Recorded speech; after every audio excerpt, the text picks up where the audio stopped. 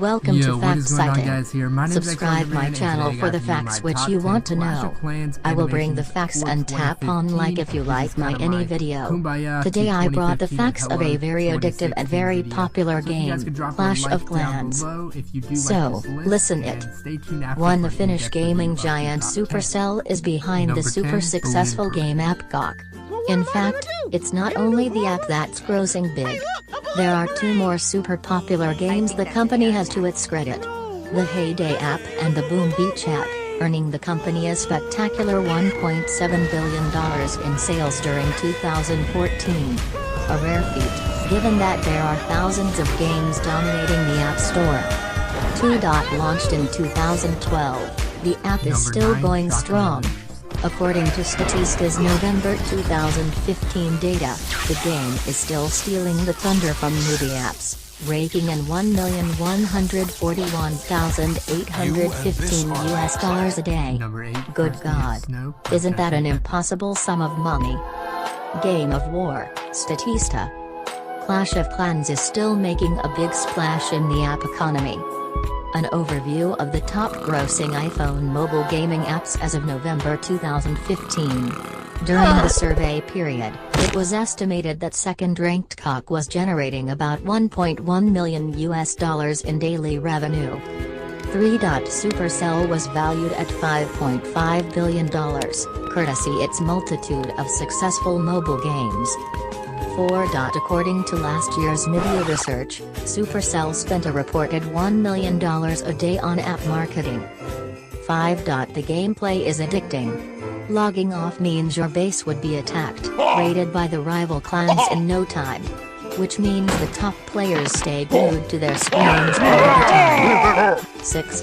George Yao, for instance, had about 5 accounts, and he played around the clock.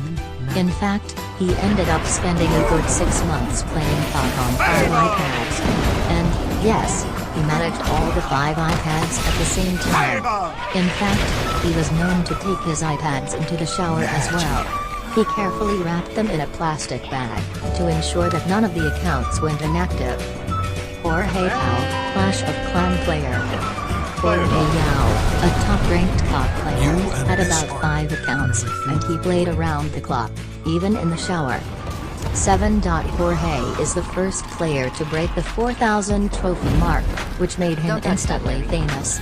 This notoriety won him a whopping 79,000 followers on Twitter and a spectacular 30,000 likes on Facebook. 8. Tyrael is a top GOG player who stays online for 16 hours a day so his base doesn't get attacked.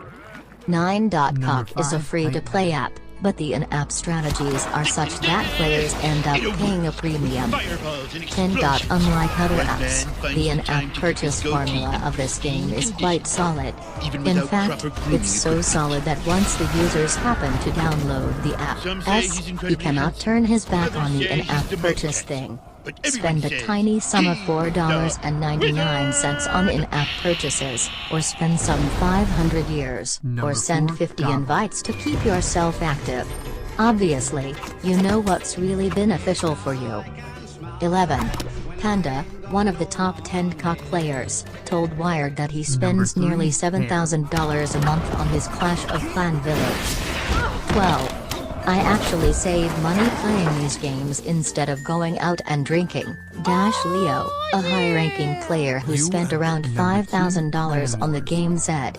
Previously, he used to spend the same amount and more, sometimes $6,000 in a single night drinking out with friends. 13. GOG was the most viewed Super Bowl ad in 2015 featuring Liam Neeson. 14. The game thrives on top 10% of its players. In other words, almost 50% of its revenue is generated from its top 10% players. 15. GOG has got 29 million active users. If you are not playing the game, you are out of the loop. 16. Though Supercell has got about 150 employees, only 15 work on GOG. In the beginning, there were just 5 developers working on the game, scaled up to 8 at the time of release. 17. The game was released in 6 months' time. though countless updates have been made since the time of its launch in 2012. 18. The concept of the game is not very new. In fact, the developers picked up the idea from StarCraft and Age of Empires and added their own sweet magic to it. In fact, the Age of Empires 2 is still favorite among several game players. 19. It was a kind of a game that everybody knew anybody, whosoever was around. One of the several good reasons that make it an addictive game. This could especially be said about the clan members, given that it majorly consisted of friends and family members. Plus, the players enjoyed socializing about the game. Alright guys, 20.